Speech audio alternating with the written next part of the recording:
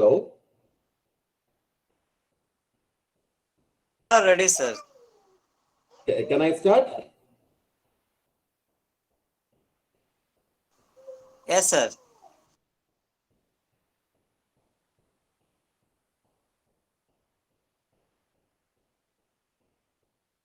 Hello, Prof. Paul?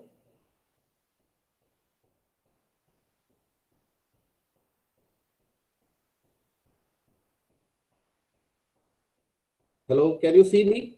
Can you see me?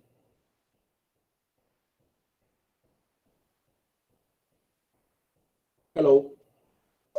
Sir, we can see your screen, sir. All right. Okay. So I'm going to start now. Can I start? Sure, sir. Right. Good day to you all, as per the time zone, wherever you are. Respected Reverend Father Dr. Bernard Prakash Bernis, Rector and Manager, St. Philomena's College, Mysuru, Dr. Ruth Shandakumari, Principal, St. Philomena's College, Mysuru, Dr. Paul Deiraj, HOD, Department of Tourism and Hotel Management, St. Philomena's College, Mysuru, panelists, Ms. Sanjana and my fellow panelists, participants, academicians, my wishes to you all. Greetings from USA. It's 1:30 a.m. here, and it's my pleasure to present on the theme, the tourism, the sunrise industry, which is aligned with the World Tourism Day celebration. What I'm going to present you is about the opportunities and challenges in tourism industry post-COVID.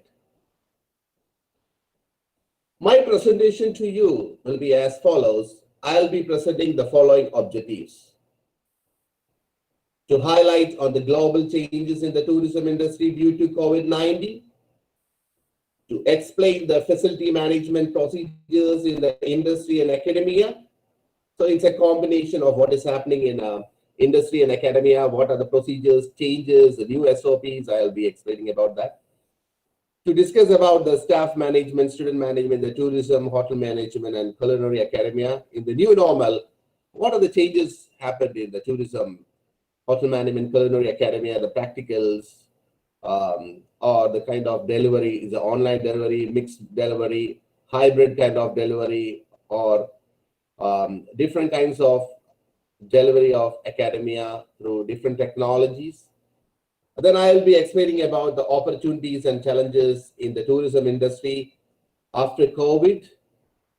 Is it audible what I'm saying?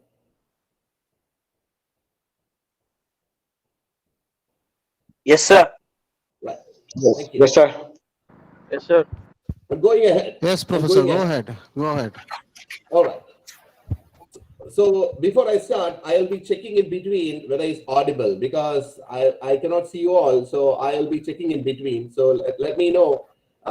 Please give me the feedback in between. Yeah. I'm just going to go ahead. So about the COVID, let me start with the COVID-19 and the tourism industry. It's a pandemic is one of the most impactful events of the 21st century. We have a lot of, the world experienced a lot of pandemic, from the Spanish flu, H1N1, various pandemics in the 21st century. But this impact is very high. Because why it is very high? This is having a very great impact on the tourism industry. 75 million jobs in the tourism industry is at risk. 2.1 trillion US dollars turnovers lost. Borders are closed. Cruise vessels are docked. Air fleets are grounded. The hotels, restaurant, and touristic sites are shut down.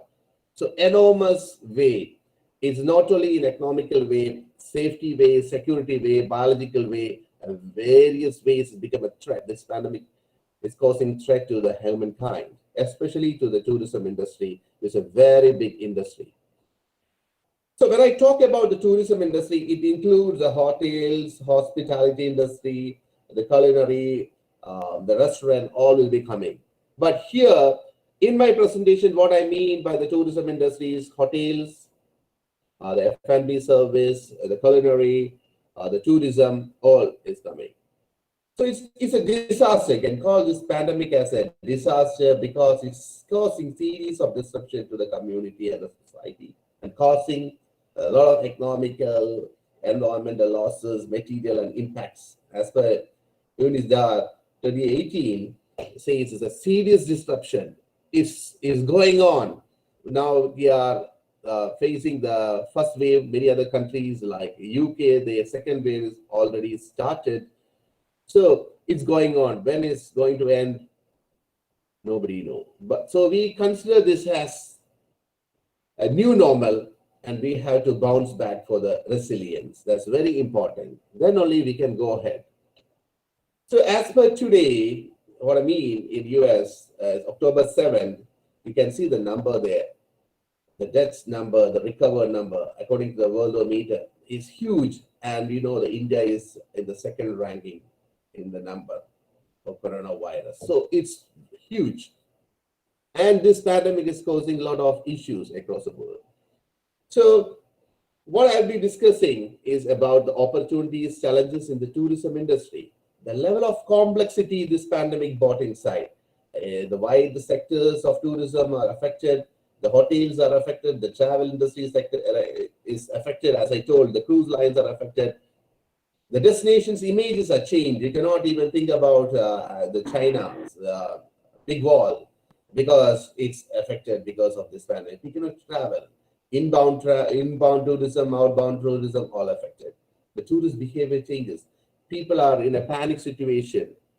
They cannot book hotels or flights in advance. They don't know what is happening. Even the new generation, okay, at least they can take a risk. And you know, the people about 60 years, they are not even thinking going outside the house. Luckily, like we maintaining social distances and all, we can at least be in a workplace. That's all we can think now. Stay to the tourism industry. The whole industry is affected. The movements, the guest movements, all affected.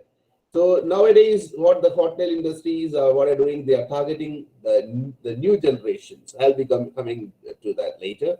So who are the potential marketing products for the hotel industry? So they are targeting to that, who can travel. So they are able to take the risk and they use technology, the contactless service they use in various ways. So this pandemic is having a long-term and indirect effects in the tourism industry. So this effect can be there for 2-3 years because as per I referred few other pandemics which affected the world, the effect was there for 2-3 years. So currently, because of the second wave, we cannot predict nothing. So as per the Allah, it says that it's the first industry, the hotel industry is the first industry which is negatively impacted by this pandemic, and this will be the last industry which will be recovered. So there's a lot of termination of the employment has increased, a lot of layoffs, a lot of hotels closed. So it's the uncertainty is still going on. So what we will do, that's a big question now. So now you can hear different kinds of generation here.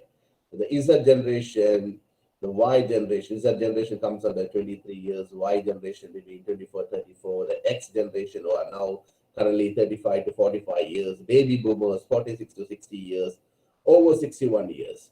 So different generation, this pandemic affected different way because as a part of their life cycle, they are in different phases. So this is affecting them in a different way.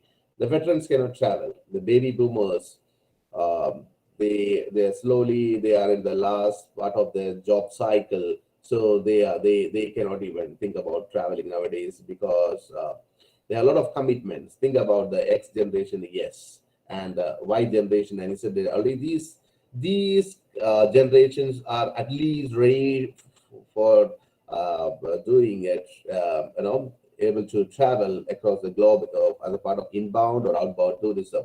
So nowadays hotels are targeting basically the Z generation and Y generation where they used, as I told, they use technology to get in touch with the hotels, the tourism products and all.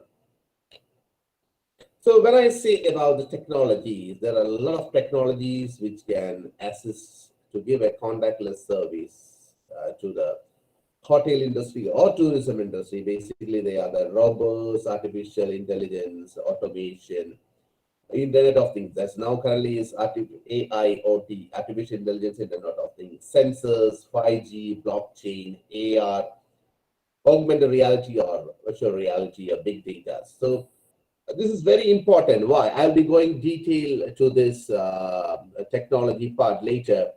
Application of this technology will be enabled to give a good service by the hotels.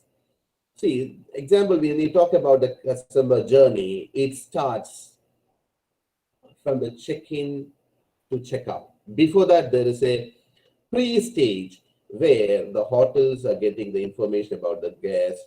The content of the hotel is shared with the guests. They use a lot of technologies to AR technologies to know about what is happening in the hotels. They know by using the AR technology, they sit in their homes and they can find, they can use the AR glasses and they can know how the hygiene and cleanliness of the hotel is, how well they are maintaining the hotel. So nowadays, the hygiene and cleanliness is a magical term during this pandemic. So why I want to tell about this AR technology? Let me start with AR technology. Think about, you can see a gentleman wearing a glasses, the AR glasses, and you can see the guests. These guests are coming from Korea, and they are coming to a hotel, and this gentleman is wearing the suit is wearing the Google glasses. He can get by using this AR technology, he will be able to know what the guests want. Why? The guest is given a kind of a device which he can put inside his ear, and these guests, wherever they are coming from Korea or China, they can talk in the language because this AR through the AR glasses. This particular manager, the employee of the hotel, can understand what they want because this translates the language. This tells us what about their history, the stay history in the hotel, when they came, what any complaints they were faced during the stay, or whether this guest flight was delayed, or whether they have a particular dietary requirement. All these things can be known through this AR. So these are wonderful things which can be currently the hotels can use to know more about the guest needs. So during this kind of time, the normal jobs all change, and the technologies do the normal jobs, repetitive jobs. The humans can think about high-level jobs. Means how the guest can be satisfied. What is the special service can be given to the guest? What is the customization of the product? So the guest will be happy. So that's where the help of this new technology comes into.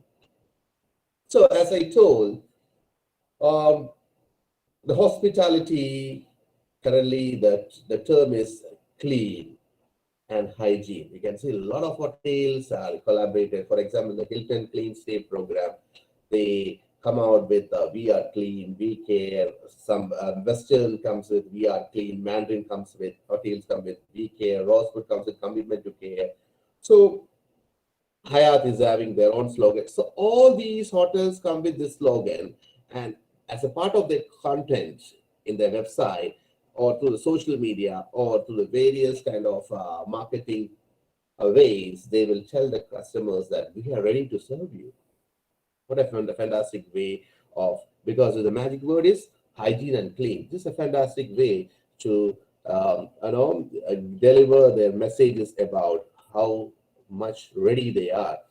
Here you can see the Hilton Clean Stay programs, where they find out that high touch points, deep clean areas, how to they replace the regular paper amenities, fitness centers. They collaborated with Lysol and Dettol, and even consulted Mayo Clinic, and they give very emphasis to the safety, hygiene, and cleanliness to the guests. So Hilton Clean Stay give emphasis for cleaning in all the high touch points in the hotel. They do a contactless check-in. In the room also, they can use a lot of technologies, which give the guests to cater their needs and to get all the services of the hotel. So it's a kind of, they use a lot of innovative disinfection technologies in the rooms. The robots are used for cleaning. So currently, this is the world of robotics, artificial intelligence, and automation service. All are contactless. So let's see the Hilton Clean Stay program. Can you hear me, sir? Hello? Sir, it is visible, Hello, sir. sir? Audible also. That's great. That's great. That's great. Thank you. So you can see the various areas in the hotel, which is considered as high touch points like switches, handles and knobs, major bathroom surfaces, climate control panels, telephone, remote controls, beddings, bath amenities, hard surfaces, closets, goods, in-room food bearers. So these are high touch points. So Hilton gave emphasis to these points, and these points are given maximum preference to clean and make it hygiene and make sure that the message is conveyed to the guests. So nowadays you can see the hotels are coming with cobots. Cobots means coordinating robots. These coordinating robots can prepare food in the kitchen. So they can, this help in the labor shortages and keep the challenging costs down.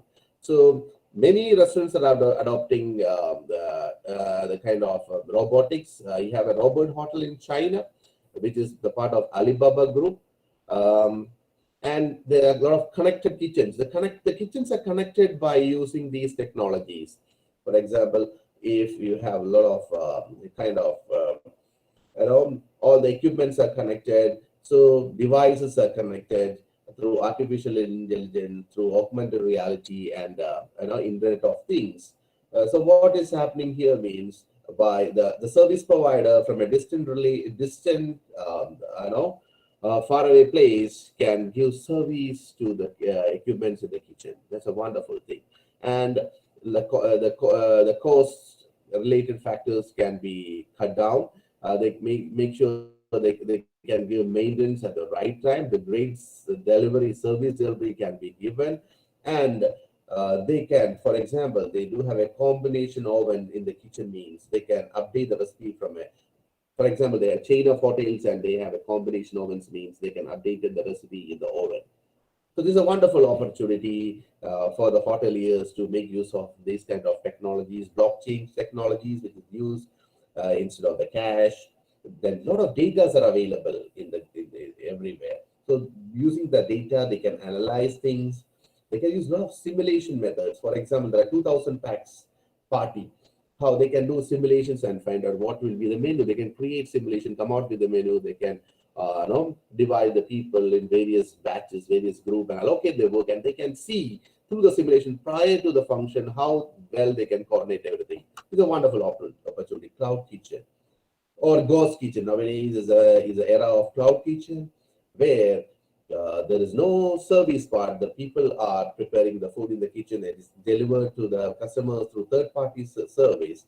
So that's a new kind of thing is coming on in the cloud kitchen. So the hygiene is a very important thing in the cloud kitchen. So a lot of entrepreneurs are looking into this business aspect nowadays.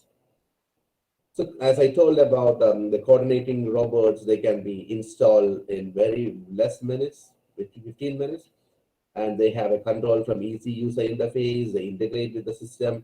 So when I say about this technology, see here is a meat Alfred, is a sous chef in the kitchen, can do the job himself. How the robots works? It's an accurate, fast, and affordable way it works. It's safe, clean and safe. It's certified. And as I told earlier, this AIoT, artificial Internet of Things, has the recipes, and it gives a hazard analysis and critical control point. It makes sure that your food is safe, the inventory is managed, reduce energy, and it updates the menu. Data analytics, I was explaining about data analytics, speed of service data, resource management allocations, and a lot of data are available. How you analyze, which is good. For example, in Google, there are a lot of data. A lot of data about the food, research, about COVID, how you get all data and analyze. That's very important. This is having high demand nowadays. So in the kitchen, a lot of data are available. This can be done. Exhaust hood.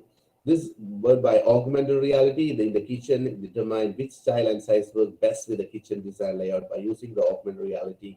The things are connected, and it had features to explore the fan speed, lighting, the dealings of timers and finishes, and it are all interconnected. It can be controlled. As I told, is augmented artificial intelligence in the commercial kitchen, the waste management. It helps in the waste management, commercialization, and hygiene environment. All this can be done through this artificial intelligence. For food purchasing can be done. Reduce spending and tracking of food wastage can be done by using this artificial intelligence. Blockchain. By using the blockchain, you have labels there. By using technology, where you can find out where your food products are coming from, where your raw vegetables are coming from, where your perishables are coming from. You can understand whether it's coming from a pandemic area. When a packet is sealed and these labels are done, the customers even can find out, track where there is from. It's a beautiful technology. Simulations, as I told earlier, through the simulation technology, a large party, they can plan things, they can allocate the resources, they can find out the capacity, quantity, and productivity of the various services which are available in the hotels. I explained about the cloud kitchen earlier. Why I'm telling about this technology is not to make the students afraid that technology will replace humans. No, that's not my aim to say that. Because as I told earlier, when this technology is used to do the repetitive jobs, the humans can think about the high order thinking. They can use, because the human mind is highly complicated, the brain is highly complicated. So they can go on to specialization, customization of the product, and they can do jobs which, for example, in the kitchen, they can go for a dietary restriction of the healthy menus. They can go into that 3D printing, what the guests really want. So specialized kind of areas, they can put a lot of efforts into those things which machines cannot do. There comes the technology, and in the new technology era, the technology and the humans will work to give the better service to the guests in the tourism industry as well as the hotels. So UNESCO's Education 2030 framework says about the properly regulated tertiary education system supported by technology. So now they can find there are a lot of gaps in between the reality, what is happening in the hotels and what is happening in the education sector. So this is addressed by the UNESCO in 2015, and they came out with the 2030 framework. So in India, as per the Mission 2030, India learning is self-directed ways, learning from the peers, immediate environment beside the facility, more experiential learning through activities. Faculty act as a facilitator. He is no more a dictator, or he is not just standing in front of the class and he is just sharing his knowledge. No, a lot of activities involved. They involve a lot of activities. The student-centered learning is in the place. The students take in charge of their learning, and the teachers have become the facilitators, and increased responsibility lies with the students. And the learning happen to the self-directed base. The lecturers, the professors will guide them what to do. And teaching and learning in the age of COVID is very, very important. Is a Hertz quality teaching attributes model. It's not a normal situation, because the students at the other end, when they use technology or they have a lot of emotional weight, changing emotional state. So that should be considered. The self-awareness should be considered. For example, detection mechanism for our emotional state, we can be adjusted or corrected once detected. So self-awareness is very much important. Relationships should be there. We are all together. We are one family. If you have any problems, we are there. That should be created. Generativity should be there. Even though they do their work, the students should understand that they should be able to excel in their work. competence, be able to apply skills and knowledge needed in successfully performing in professional education and their life conduct. These all are things needed in the age of COVID-19, especially for the teaching and learning. Is it audible, sir? Yes, sir. Go Hello, on. sir. Thank you.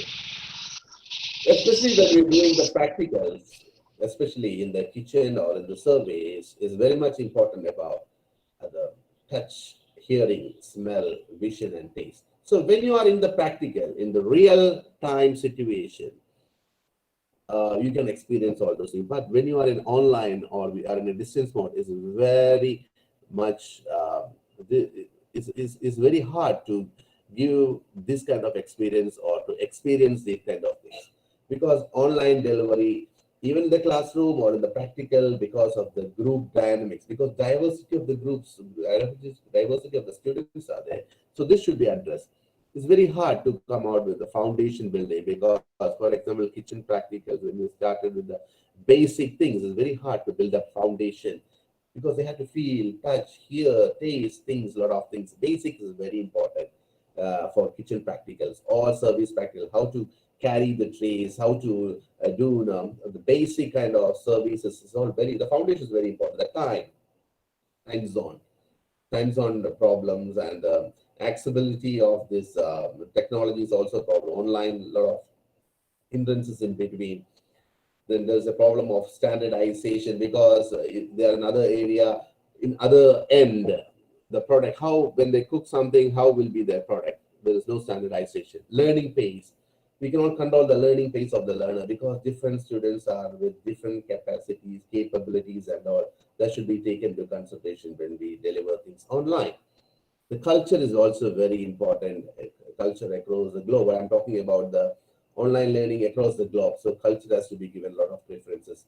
Curriculum competency, because the diversity of the curriculum, the diverse level of the curriculum from the low order to the high order, that should be delivered effectively when during the online delivery. So even though there are a lot of researchers has come out, they're saying that, but the result says that there's a group of students who are performed, like students taught by the online delivery method had better group performance than students taught by the traditional method. This is the difference. The findings suggested that the online video method is effective in culinary arts education. So these are results. I just want to share these results with you. And especially in the hospitality and culinary curriculum, regarding internship, there is a big challenge. Whether how I do my internship, because hotels are not for the interns, they are not taking the new interns to conduct the exams. It's a hello, sir. Yes, sir. Audible, sir. Right, thank you. Yes, And Professor, loud and clear. You can go ahead. Thank you, sir. And example, how to conduct the regular exams is very tough nowadays. We had a lot of conceptualized kind of questions, then only the students can answer. You cannot really ask the long essays or the multiple choice questions.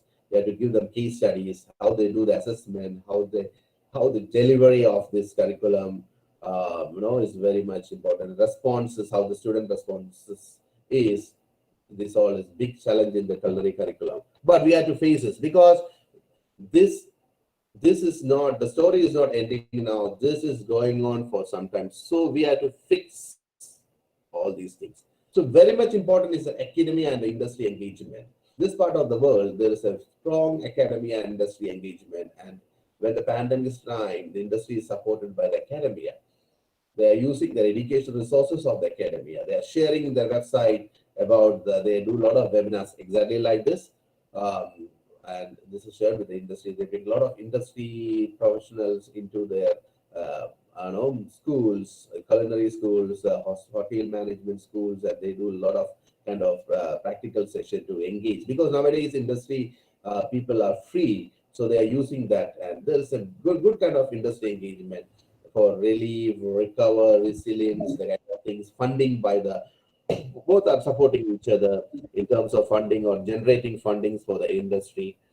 So they do a lot of webinar certificate courses for the industry. For example, the academia can come out with COVID kind of COVID-free training certificate especially in sanitation and hygiene that can be done. Corona safe certification, curriculum and modules has to be redefined, because we have to nowadays the new curriculum should have the crisis management kind of components, hygiene, cleanliness, all is very important in the module. So there should be a strong engagement between academia and industry, which is very much important. Industry mentoring. So each students will be mentored. That's a new kind of mentoring. The students are mentored by the industry professionals. So like 5 students can be grouped together and they can be allotted one industry person as a mentor, where they can at least in a year they can meet 4 or 5 times and they can discuss. So this way the students can grow with new ideas and what is happening in the industry, and they will be very much relevant with what are the industry components, what is currently happening in the industry. This is a good way. So these all things happens during this pandemic time. We cannot do a lot of things, but technology, we do have this technology nowadays to reach the people. The contactless technology, can use Zoom. Various technologies is available now. You can contact these vendors or the hoteliers and you can associate. So you can see how the culinary practicals are conducted in this part of the world by using social distancing. The students have to wear their mask and they have a temperature test regularly. Social distancing is practice. The gloves is must when they have practicals. Especially the culinary practicals, they have floor markers, hand sanitizers, prepared trays, menu on the screen, no more papers as used, modified food offers strictly served by concerned staff only, no touching, no contacts, and they have to bring their own bottle of water. So let me go ahead with this part, which I want to share with the students especially. Hotel management, tourism, culinary job skills, list and career opportunities. Nowadays, people are thinking of soft skill development.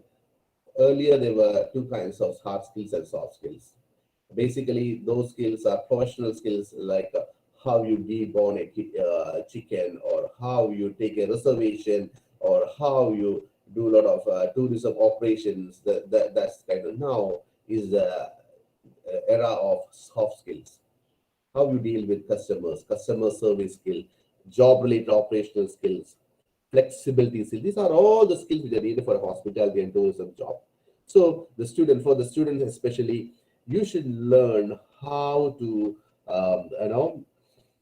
how well you can use these soft skills to engage with your customers, engage with you, start training. Now we have to start do this kind of training, engage, use these kind of skills, develop these kind of skills when you are at the school itself. That's very much important. At the college level, you can develop all these skills by participating in various activities. As I told, organization skill, organize a lot of activities. You have to have networking skills. Try networking with a lot of professionals, learn from them. You can meet them in LinkedIn. Should have multitasking. This is very much important nowadays. You cannot just say, "Oh, right, I'm a chef. I just work only in the kitchen," or "I like Indian cuisine. I work only in Indian kitchen." No, now is the era of multitasking. People don't want hotels. No, don't want people who are just working in kitchen. For example, is kitchen managers. They want people who can manage the restaurant and the kitchen. Hello, sir. It's audible. Yes, sir, audible. Yes, sir. Right. Thank you. So the hotels want the people who can manage the kitchen and service.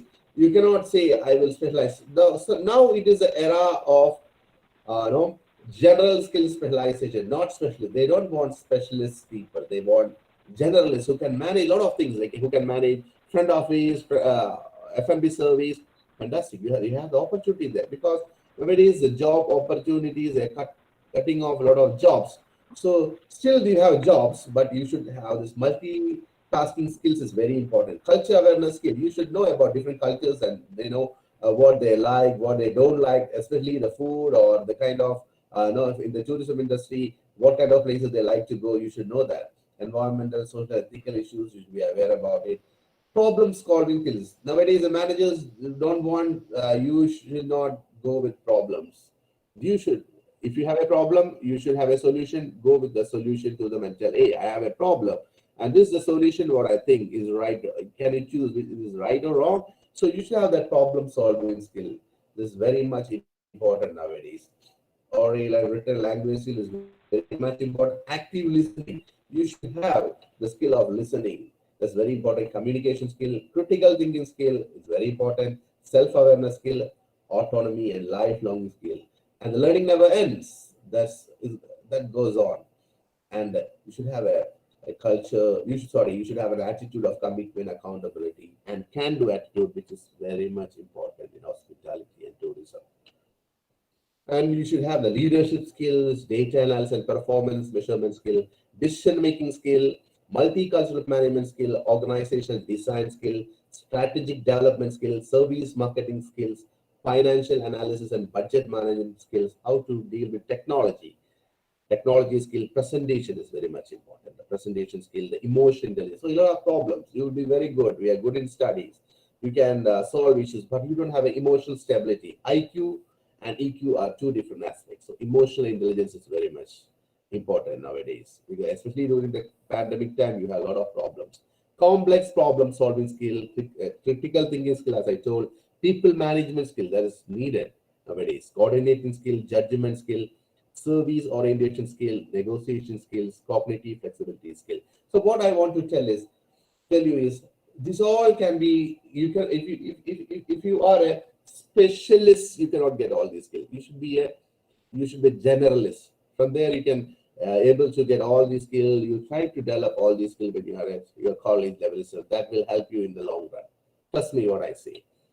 For the culinary students, especially, they need, don't think that, hey, I am in the back, I am in the kitchen, I am in the back of the hotel, and you don't have contact with the guests, but you should have a customer service skill. What customer is thinking, how the food should be presented, how the view, how attractive is the food, when the food is placed, how the customer can feel it, so, and how it can be served to the customer. So how you deal with the customers, you should have that in your front of your mind. Leadership ability skill, you should develop those things. Strong communication, the communication skills should be developed. Problem solving skills, culinary research skill, try to learn and develop new recipes, find out the old recipes of, for example, you can find out the old recipes in Mysuru. You can, the 18th century, what was the food in Mysuru? You can come out with those things, and you have to develop those,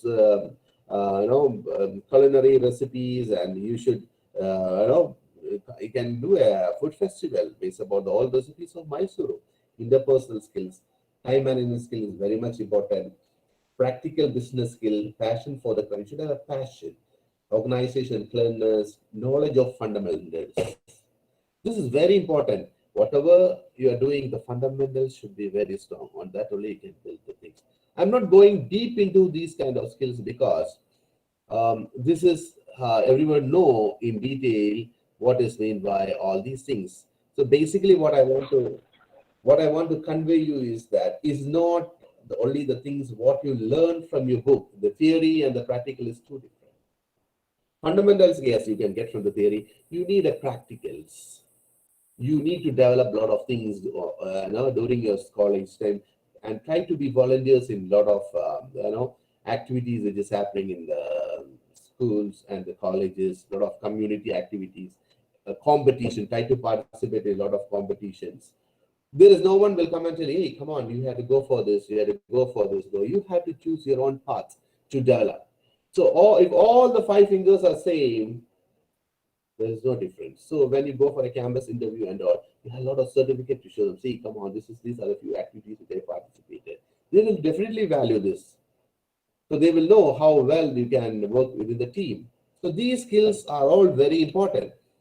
So let me come with the traditional tourism jobs. These are the normal jobs which are available in the tourism, like a destination brand manager. I'm just going a little faster because this is all you know. Traditionally, tourism jobs were this, but nowadays the things are changing slowly. I'm coming to that. Destination development specialist, incentive specialist, recreation entrepreneur, sports and recreation manager, tour manager, tourism officer, tour planner, tour operator or manager, travel agency manager, incentive manager, corporate travel managers, tourism bureau manager, tour company manager, travel consultant, travel journalist, travel retail manager. Now the things are changing. Now you're gonna travel. What is your job? Tourism students will be what job I'll be getting? My God, I cannot travel. Pandemic is there everywhere, and there is no tourists. What I will do? Don't worry. New kinds of jobs are rising. Virtual tourism experience. For example, I'm telling a case in Malaysia. In Malaysia, they are developing a lot of virtual tourism. They are training a lot of people. What they do is, uh, for example, there is a wonderful site, tourism site in there. The people has to develop videos about the sites. They have to give explanation about the sites. They can sell those things to the travel agents or other people's, and a lot of ways. This virtual tourism experience can make additional money to the people, and you can go to the remote places and if you shoot all those things, and by the virtual way, this can be able to deliver to the customers, and they can experience this virtual tourism experience, which will be a timely job nowadays. So, delivering live online tourism and how to promote their products during the crisis. Very important question for the tourism operators, tourism companies, OTA companies, online travel agencies, and all. So, online experience offered by various tourism products is the highlight in this virtual tourism experience. So, you can become product innovators, digital marketers, and promoters, and technology experts. Try to put your feet into that also. So you learn those things. Try to do small things when your studies. Mysuru, you have a lot of tourism sites. You capture videos and give a wonderful experience, and you can sell to the various tourism operators online. You to have an online experience about. If you go to YouTube and all, you can see this a lot of this virtual tourism experience. This VR is to the VR equipment they can use to get those experience. As you know, this traditional hotel management jobs, a lot of jobs like business development manager, convention events manager, cost control manager, customer service manager, director of operation, exhibition manager, executive housekeeper, director of food beverage, director of marketing, director of restaurants, director of sales, director of marketing, director of restaurants, sorry about that. Front office manager, hotel manager, human resource manager, public relation manager, purchasing manager, restaurant manager, revenue manager, room divisions manager, training manager. So diverse traditional jobs are there, but nowadays that job is also changing. So people who are doing hotel management, they can be wine specialists, they can be bartenders, a lot of specialized job. They can, wide range of job opportunities are available for them. So I'm not going deep into this traditional culinary jobs. Everyone know about executive chef and different kinds of co-meals in the kitchen, the pastry chef, the celebrity chefs and all, executive chef, food stylists, and all these kind of jobs are changing because this even some of the jobs can be done by the machine. So this is going to the next level, like research chef, culinologist, coming out with new, you can work with Maggie's, you can work with Nestle's, not only with the hotels, you can work with other ancillaries of food industries. You can be a product development and formulation specialist. You can be a culinary research technologist. You can be a corporate executive chef who are coming out with new product developments, new kind of food which can have a lot of immunity. For example, our Ayurvedic cuisine in India having a lot of immunity. You can develop those kind of recipes.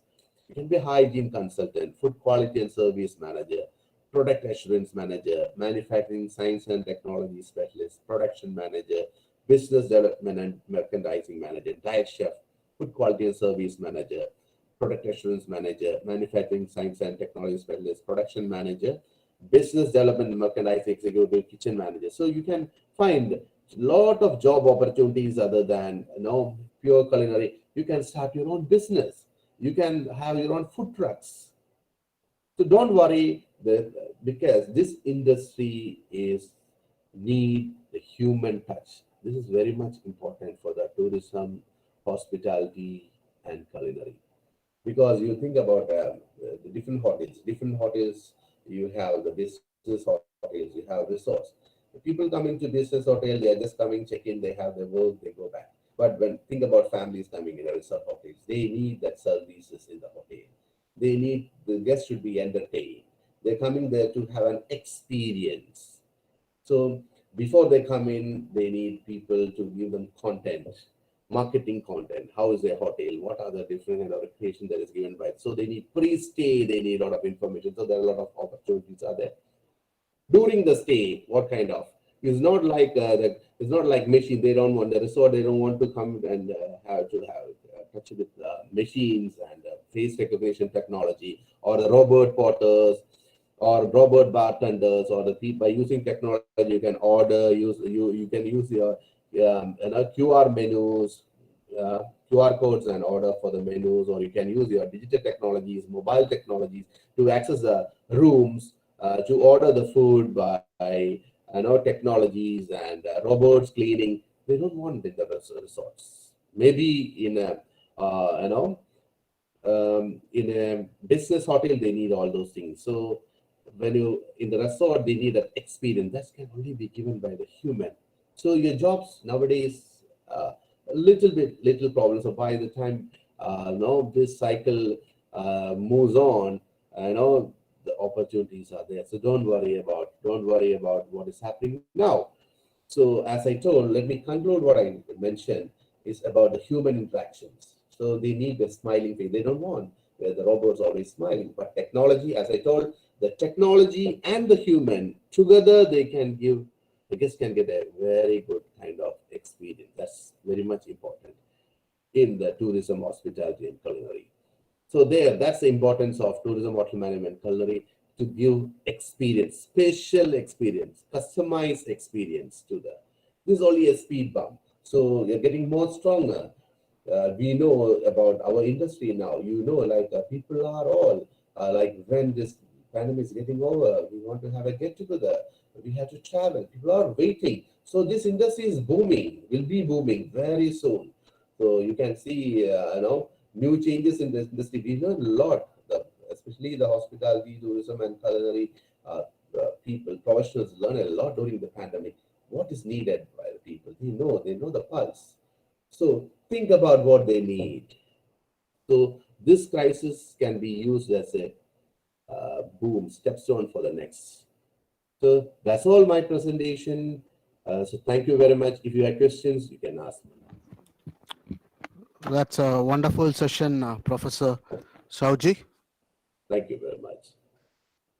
Professor Sauji had given a lot of inputs this session, opportunities and challenges post-COVID. Few points he mentioned are to adapt a learner-centered paradigm, challenges during online delivery, being a generalist rather than being a specialist, to acquire all the latest skill which is available as such. Thank you, Professor. What time is it, Professor? What time is it now there in USA? It's 2:30 a.m. 2:30. Okay. I'm happy and sorry to disturb your sleep. I'm No happy problem. because you have presented at early morning. I'm sorry I disturbed your sleep. It's And my pleasure. will you be there for the next presenter? We're going to continue, or else All right. you can leave. I will be there for some more time. Yeah, no problem. Okay. Fine, Professor. All right. So, do you have any questions? Any questions from the audience? You can unmute yourself and ask.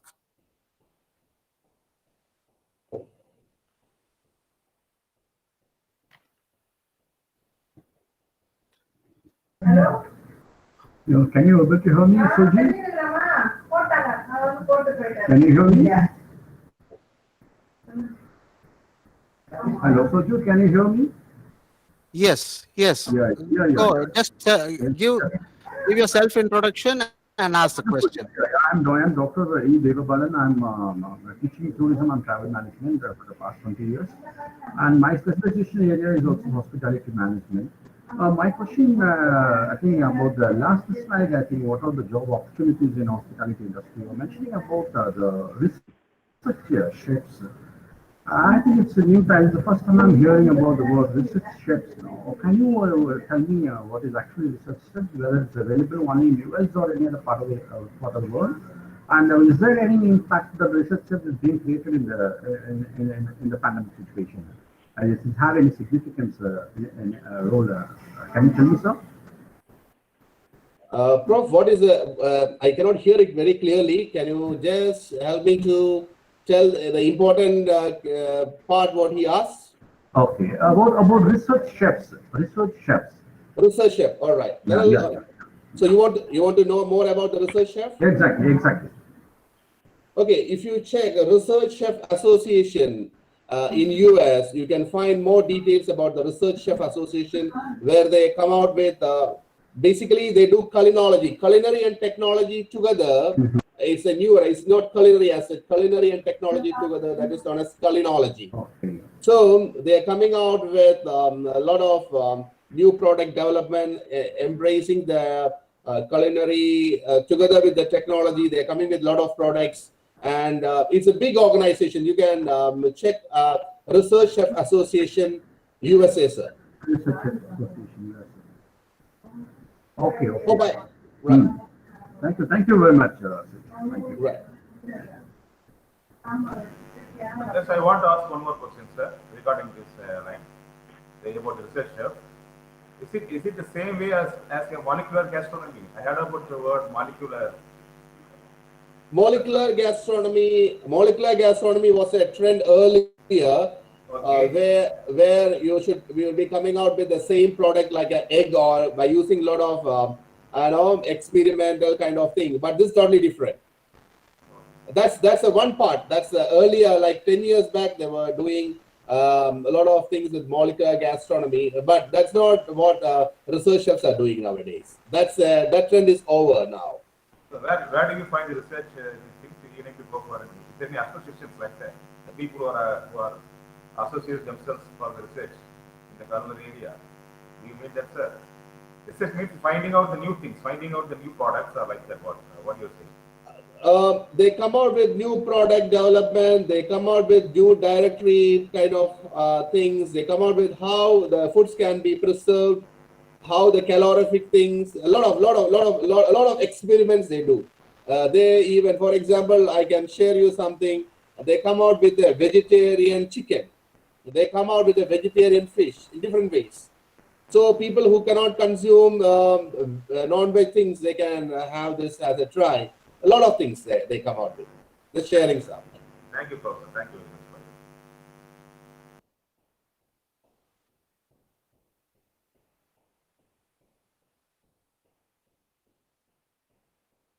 very much. Okay, that's fine, Professor. We will move on to the next speaker. The second session.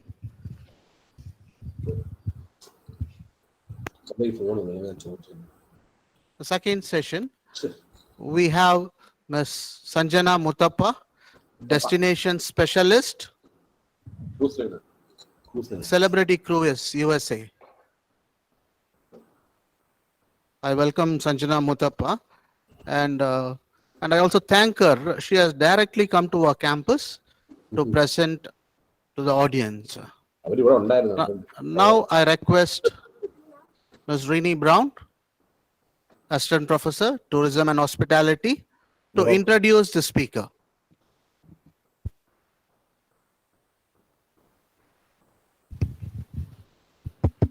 Hello.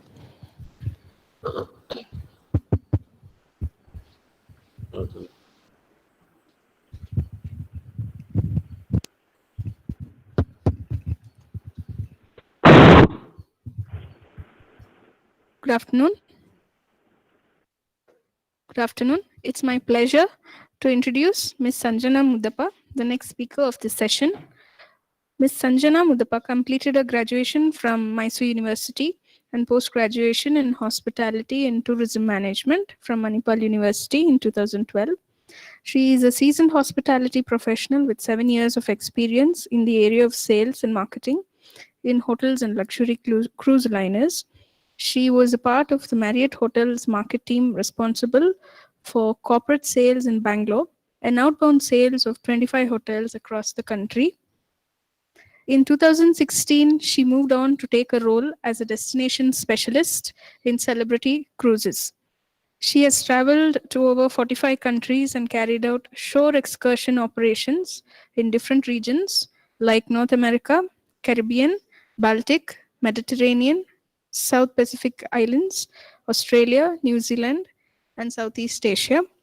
On behalf of the Department of Tourism and Hospitality, St. Philomena's College, Mysuru, we welcome you to this session.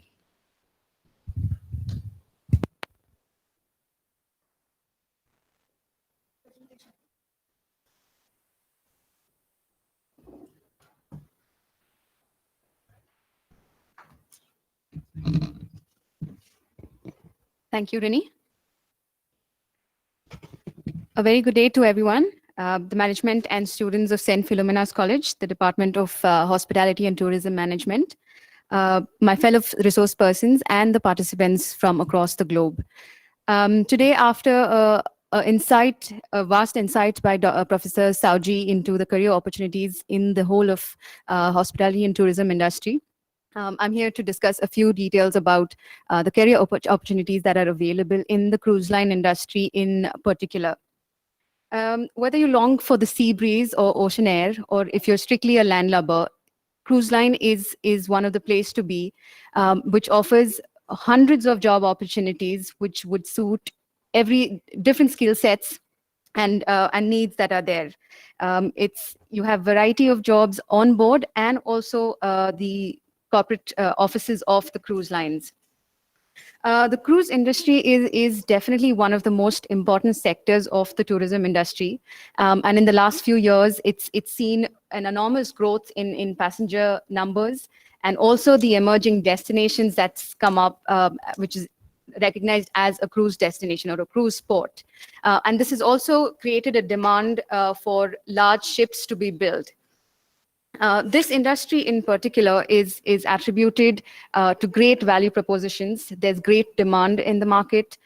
You have favorable guest demographics and high guest fulfillment rate. And also they've managed to have a positive balance with the supply and demand perspective. The business has seen a large development over the past few years, and it's only anticipated to grow more in the future. Yes, we are going through some uncertain times where the cruise ships have come to a halt, but as Father mentioned in his inaugural speech, it is only temporary, and we will definitely come out of it stronger. And also, as Professor Sauji mentioned, that this industry will not work without human touch. So, you know, we might be worried at this moment, but there are a lot of opportunities out there, and cruise industry is definitely one of them. If you just see a few of the facts, cruise industry in 2017 alone had an output of almost about $134 billion in passenger expenditure. And it's only been fast growing over the years. And in the last 20 years, it's been recognized as one of the fastest growing industry with a rate of 20.5%. In 2017, there was about 26.7 million passengers who chose to take a cruise, and that doubled up, that rose to 28.5 million in 2018. The recent and ongoing global pandemic has definitely created a high degree impact on the operations of cruise ships, and this will also affect sales for a long time. But the cruise line companies are relentlessly working with the CDC and the governments of different countries to see how we can resume cruise line operations and get these ships all back to sailing, with all the health and safety protocols that need to be kept in mind. Having said that, the cruise lines always maintain a high standard of sanitation and health protocols even before the pandemic. It may be a small breakout like the norovirus or a flu itself, but the ships maintain a high standard of health and safety measures at all times. We didn't need a pandemic to start these protocols, so we were already quite well equipped, but it's just a matter of time where we're waiting for proper protocols in terms of outbreak of COVID-19 and vaccines that have to come out yet. If you see this briefly shows the deployment of ships, where the different regions that the ships operate in, right from every continent that we can think of. We have over 300 to 350 vessels that are sailing through the year. Like in the olden times, there was a method where you had only 6-month contracts. You're working for 6 months, you're off for six months. But now it's not that, with the ship sailing all through the year. For example, if you finish a summer season in Alaska, we finish 3 months or 4 months, and then we sail down south to Australia to hit the summers of Australia, or to Asia, and similar in Caribbean. Caribbean is one of the largest, it sees the largest cruise population through the year. And once we finish Caribbean, when the temperatures raise high over there, the ships move down to the Baltic Sea or the European destinations. So this enables quick and more rotations of job opportunities. Like, if one position is there, that can be taken over 3 times because of the different seasons and different months that the ship works on, which in turn creates more opportunities all through the year.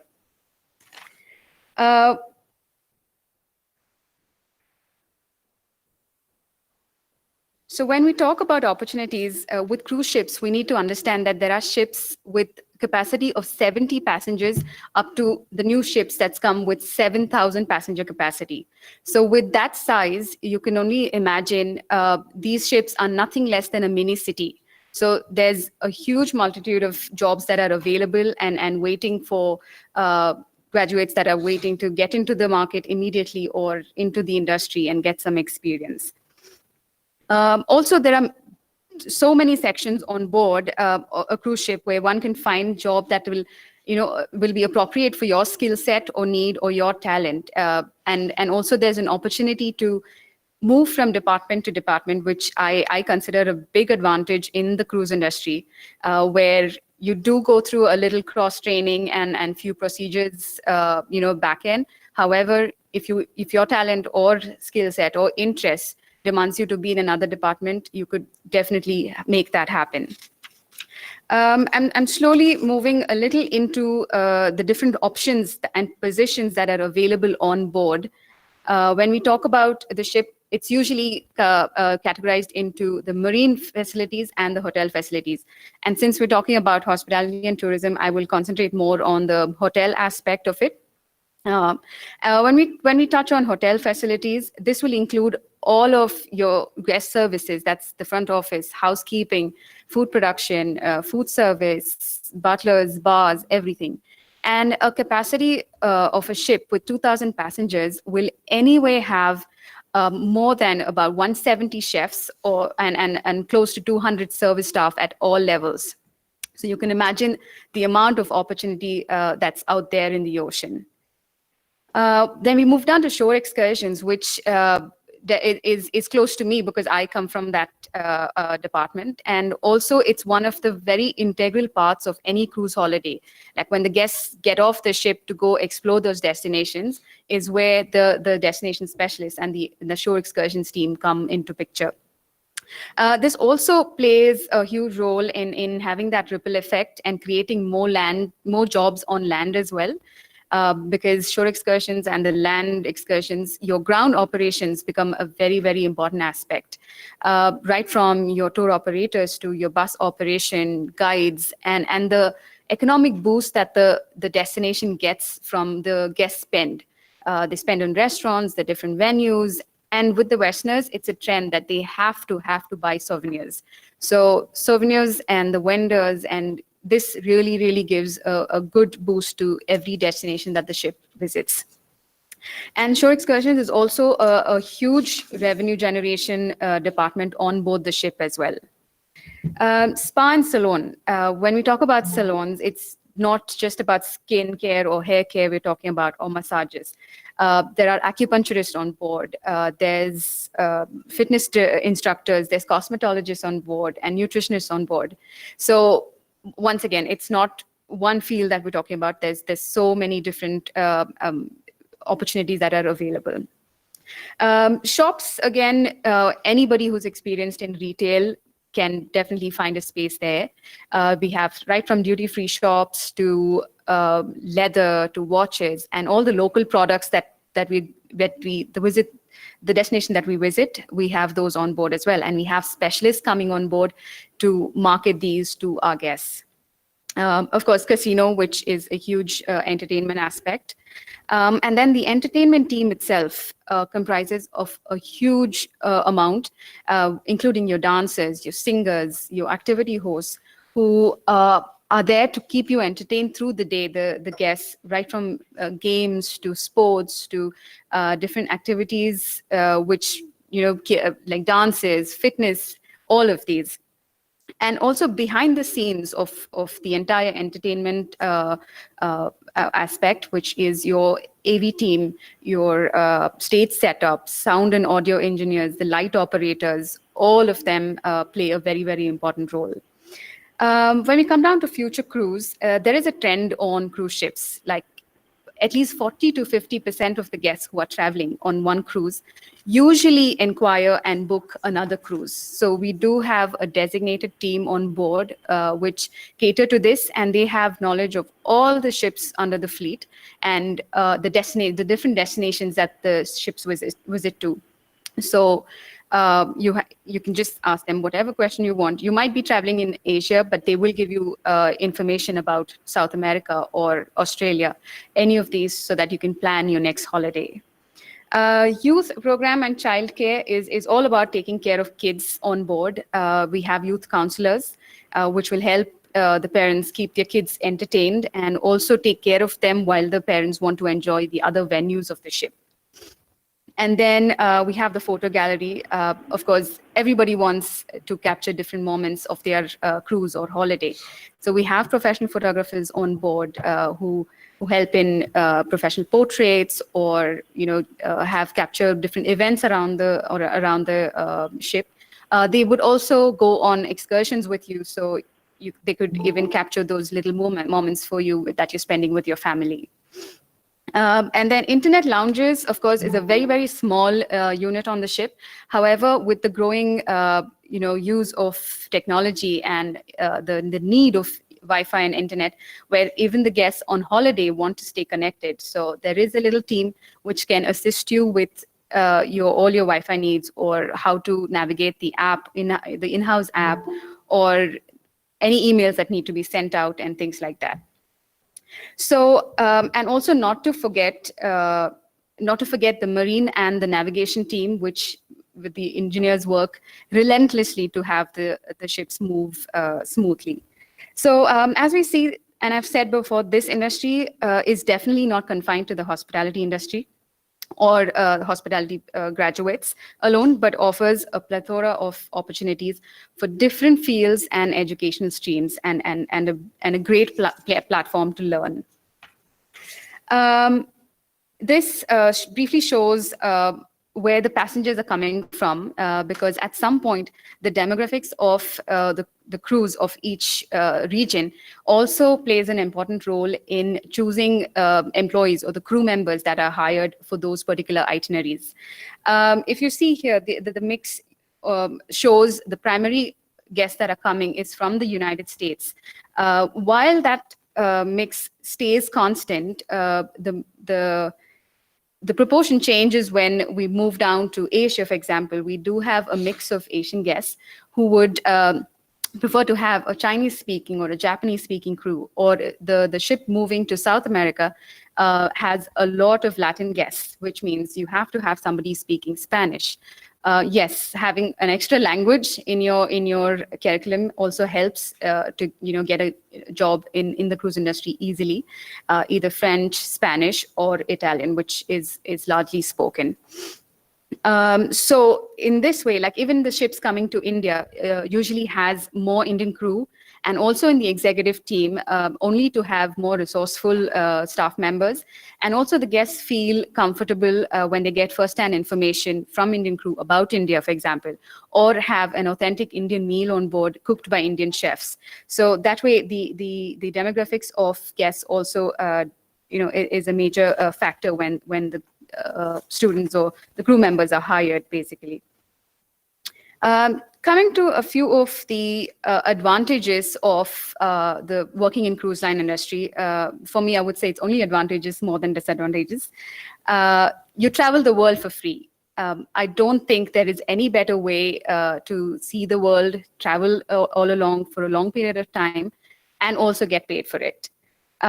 Income is definitely high. The scale is high, and your expenses are very, very low because your food, your accommodation, and your travel from back and forth the ship is always taken care of.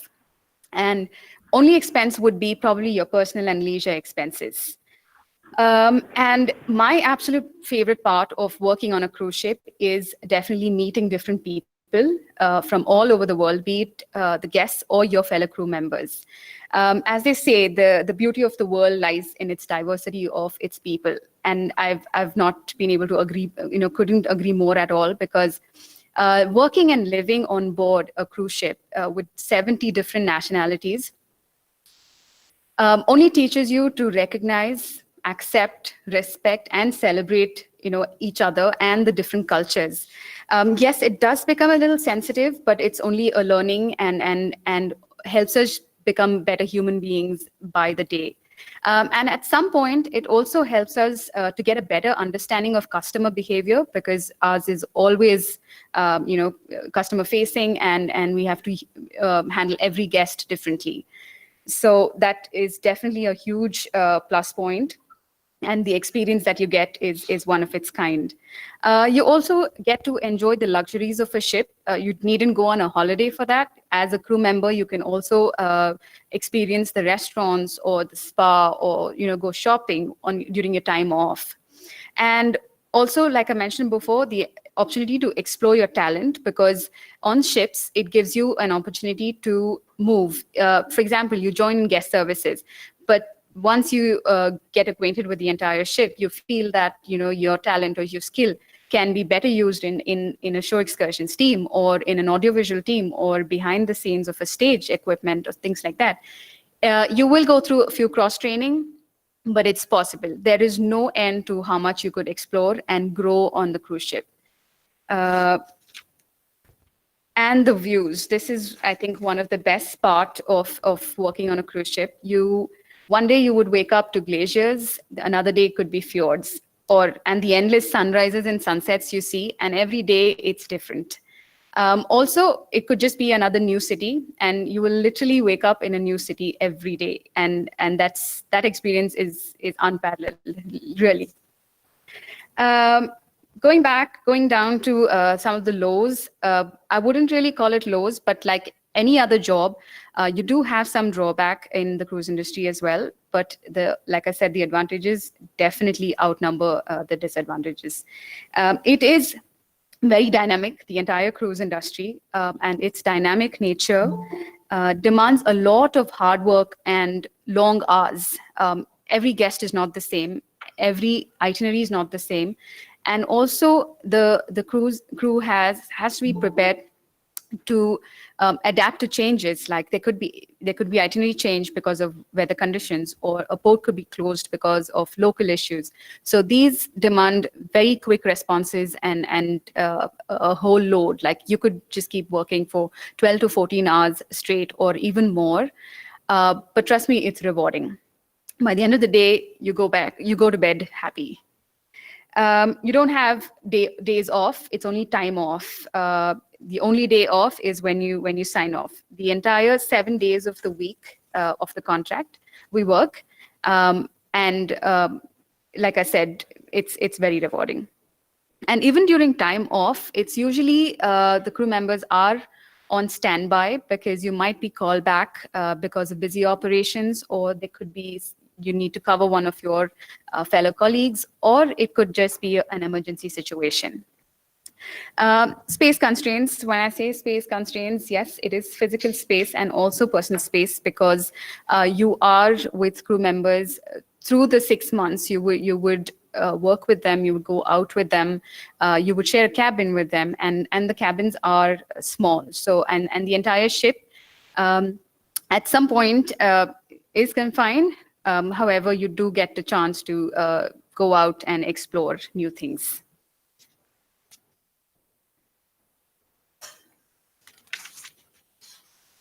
Okay.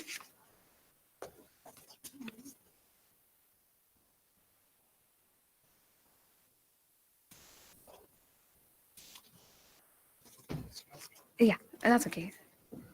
Yeah,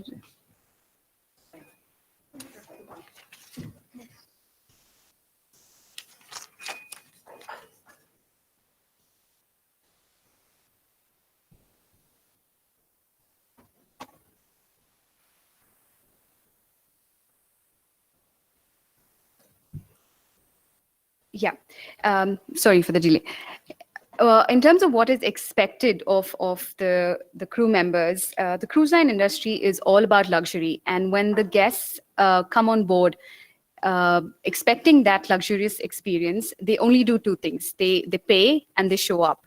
And the entire pressure is on the crew members to give them and provide that service that they expect and beyond, and they go back happy.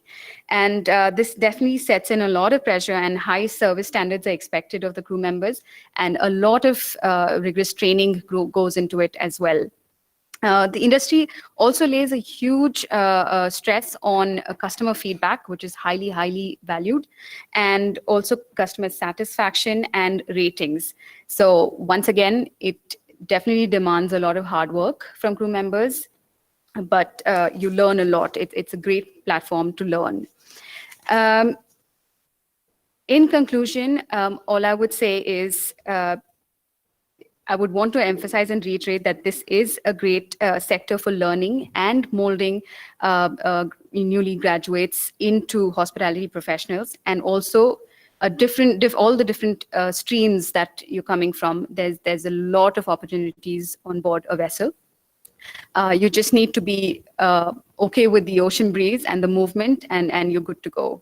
Also, the pay is great. The experience is one of its kind, and you travel the world for free. I don't think we need anything more. Thank you so much. Do let me know if you have any questions. I'm open to questions if you have any.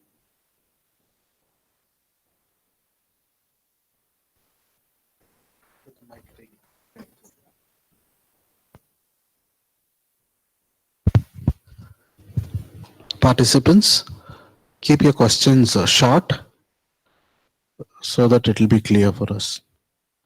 Any questions? Unmute yourself and you can ask the question. Ma'am, there will be any holidays for a month? Sorry, could you repeat that?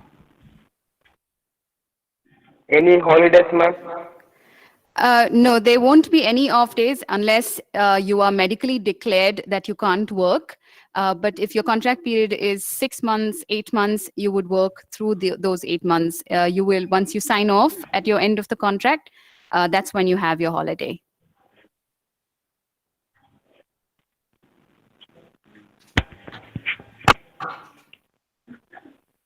Hi, ma'am. Ma'am, I have a question, sir. Is there any...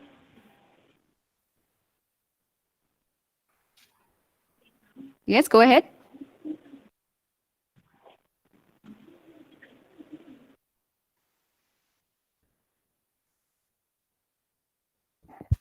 Can you hear me? Is there any work available in temporary or permanent? Because for that month, that's only my question, ma'am. Sorry, could you repeat that? You're not audible.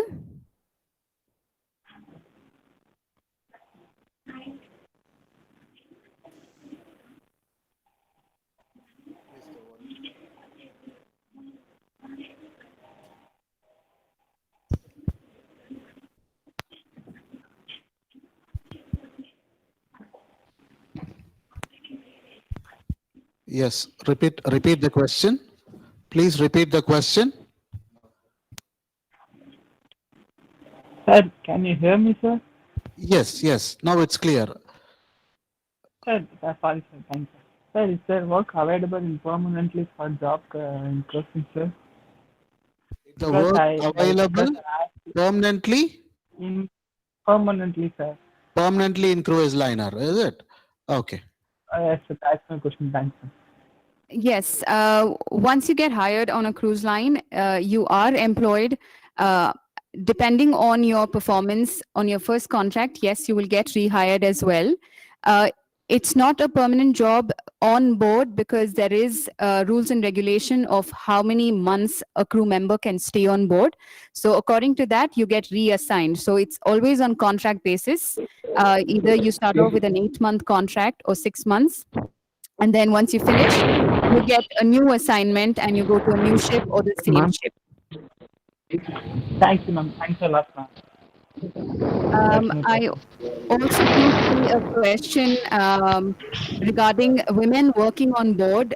Yes, there are a lot of women working on board. You would definitely see a less number of Indian women working on board. However, that is changing. And you do see, I started working 3.5 years ago. There were only 2 of us. But now in my last contract, which was the 5th contract, we were about 11 of us working on the same ship, which means the numbers are rising and you do see a lot of women working on board. And it's absolutely safe for women working on board as well. Is there any age limit for the ships, madam, to work in the ship group like that? Is there any kind of age limit and how many years you can work in the ship? There is no age limit according to your capacity, and of course the retirement age is there. I'm not too sure if it's 58 or 60. However, we do have, I have met my fellow crew members who've been working on board for 30 years, 35 years. So there is no end to it. As long as you're enjoying and you're capable, you can go on.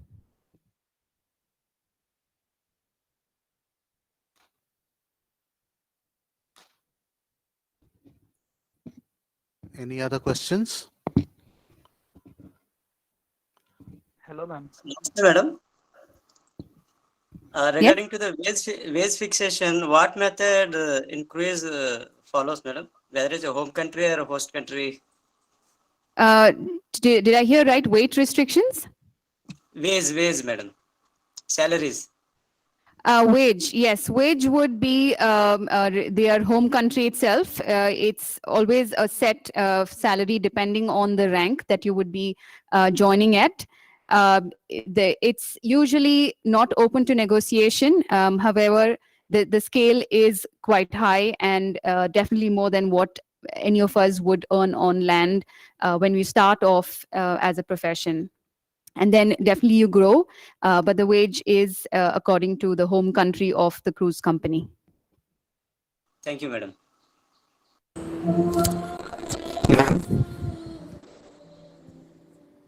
Yes, go ahead. Ma'am, what is the starting salary, ma'am? So you would get details on those if you contact the cruise offices. I would not go deep into the numbers aspect, but you do have agents available across the country who look into only cruise line employment, and also each company's offices are located in India, particularly in Mumbai, which you will definitely be able to online, and you can even write to them and ask your questions. I would. This is an open forum, so I would not go into the salary and the numbers part of it.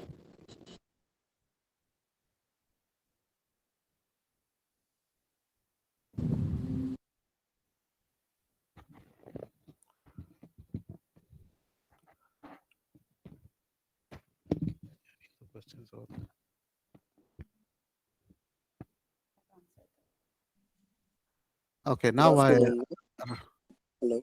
Yes. Go ahead. Can you suggest any genuine agency so that we can apply for our job? So I would not mention names. Like I mentioned before, it is an open forum. However, what I would recommend is go through the corporate offices of the companies. For example, Royal Caribbean or MSC has offices in Mumbai, so you can get their numbers online. And go through them before you get to the agents. When you go through the corporate offices, it's definitely genuine, and there won't be any fraud or scams related to it. Ma'am. Hello, ma'am. Yeah. Ma'am, I have a question. Hello. Go ahead. Ma'am, I want. I'm a vocational teacher. I would like to ask you, like, for the destination specialist, what is the qualification and what is the course we have to pursue? As like you, we are just inspired by your position. Could you please like brief us on that? Sure. I finished my hospitality and tourism administration first from the Mysore University, and also went on to do my hospitality and tourism management from Manipal University. So having tourism as my background definitely helped in getting this position. Also, a little experience in sales and customer service experience is what you would need to have a role in this department. Right. Thank you, ma'am. Thank you so much. Hello, ma'am. Yes, go ahead.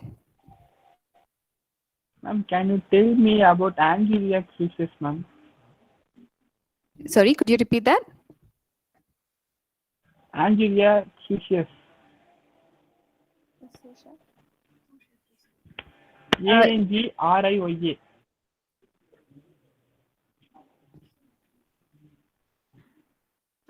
Did you mention sous chef? Angelia cruises, ma'am.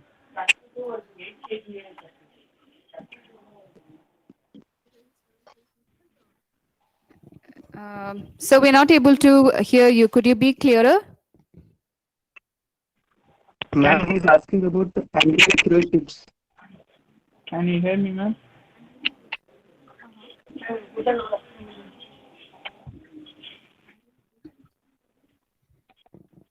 So I did not understand your question. Handling cruise ships in which aspect? Hello, can you hear me, ma'am? Yes, could you repeat? Can you tell me about Angelia cruises, ma'am? Your question is not clear. Handling cruise ship, what? Sous chef you're asking, or the question Sir, is I not? will text it, sir. Can you just message from the chat? Can you just message from the chat? If there is any other question, the next participant can ask. Good afternoon, ma'am. Good afternoon. Ma'am, can a fresher join cruise? Like mostly people say that you need experience to join cruise. So can a fresher have scope in this cruise line? Yes, definitely freshers can join cruise ships. You will join at a very low level, but you will undergo a lot of trainings and your initial screening processes, and then you can join cruise ships. What I would also recommend is, in case you have some training experience or land job experience, that holds a lot of weightage when you apply for cruise lines.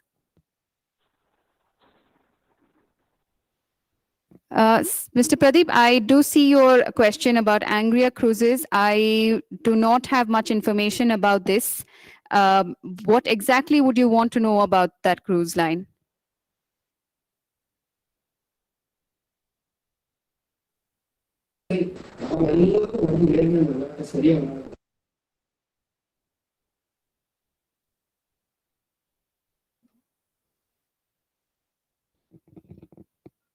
Thank you so much.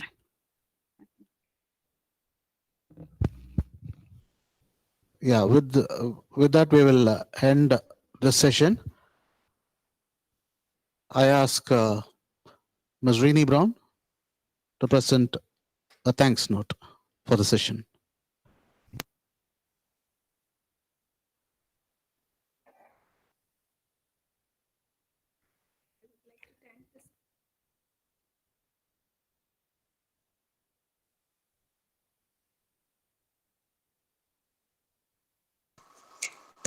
Madam, no audio. You are not getting. Am I audible now? Yes, yes. Hello? Yes, now you are audible, madam. Okay, thank you. Okay, I would like to thank Ms. Sanjana Mudappa for a beautiful presentation and all the information which she has provided us today, and for spending a valuable time with us. Thank you so much. It was a pleasure to have you. Thank you. Okay, with this, we end today's conference. Tomorrow, we will be having 3 speakers. Mr. Pururi Gopal, HR and Hotel Management Consultant from Canada. Dr. Erdgan Ikis from Morocco. And Dr. Ruth Sabina, Director, School of Hospitality, Tourism and Events, Taylor's University, Malaysia. And to mention again, the Google Meet participants will be limited to 100. Others, please join the YouTube link. So this will be effective for the technical part and audibility and video quality. Thank you. Thank you all the participants who have joined. Sir, I have a request, like, could you please send us the link of the recorded thing? Yes, we will do send it. We will do send it. The recorded one will be sent to your emails. Right. Thank you. Thank you, sir. Thank you. So what about the link for tomorrow, sir? Will be again same link or will we send a new one, sir, for the tomorrow session? Hello. We will send it. We will send it by tomorrow. Okay. Once the conference is over, we will send it by tomorrow. No, sir. For the link to join for the tomorrow's conference. Tomorrow we will start by 11 a.m. 11 a.m. sharp Get we a will new start. link. No, Please get a new join link. 15 minutes before. 15 minutes before you will be admitted. First 100 people will be admitted and later can join in YouTube link. No, what I mean, sir, you send the new link. Thank you, sir. Thanks so much. Thank you. With this, we'll end up the session. Thank you. Thank you so much, sir.